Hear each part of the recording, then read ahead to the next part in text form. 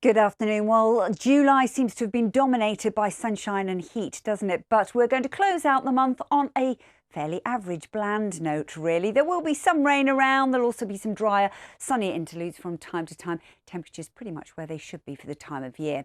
Now, rainfall looks likely to be heaviest and most widespread across the far north and west. If we look at accumulations for the next 5 days, parts of Scotland could see 50 to 60 millimetres. But once again, East Anglia and the southeast largely fine and dry. Not much rain here at the moment. A few showers moving their way through the Pennines and into the southwest. More persistent showers starting to show their hand once again across the northwest of Scotland. These will drift further east, and as we go through the afternoon, some of these could turn quite heavy and thundery by the end of the day. We'll be chasing cloud amounts around, I suspect, for the rest of Sunday afternoon. A little bit fresher out there with the lack of sunshine, 17 to 22 degrees the overall high. So high pressure is going to sit out to the southwest. It's parked itself there, and toppling across the high will be a series of weather fronts as we go through the week ahead. So that ridge of high pressure controls the story on Monday. It means a lot of dry weather.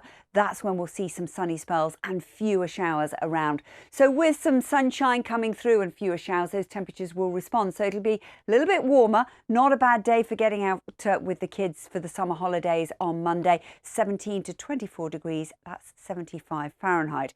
By Tuesday, our first weather front arrives, and it pushes its way in from the northwest and slides its way just along that west coast further south. So we could see some outbreaks of rain across Wales, central and southern England, some of them turning quite heavy. The position of that front still a little bit uncertain, but it looks likely that northeast England, along with eastern Scotland, seeing the best of the sunshine as we go through the day on Tuesday. Top temperatures, though, of 18 to 22 degrees.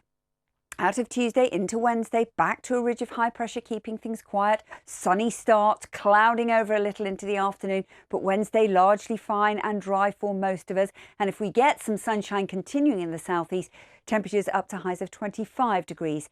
That's 77 Fahrenheit. Then we flip the coin once again. Another front arrives from the far north and west, and this front could bring more heavy, persistent rain. That's where we'll start to see the rainfall starting to pep up across Scotland. So Scotland, Northern Ireland, perhaps across northern England, seeing some wetter weather through the day. We might just continue to cling on to sunshine and warmth in the southeast by Thursday afternoon, but that low pressure, well, that is going to gradually drift its way eastwards off into the North Sea.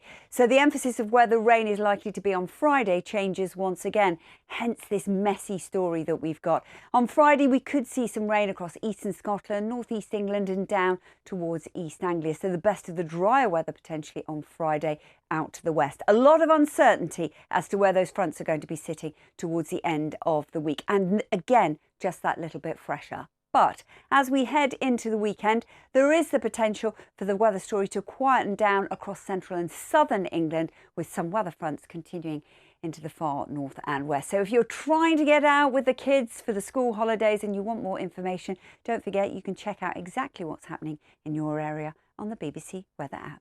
Bye-bye.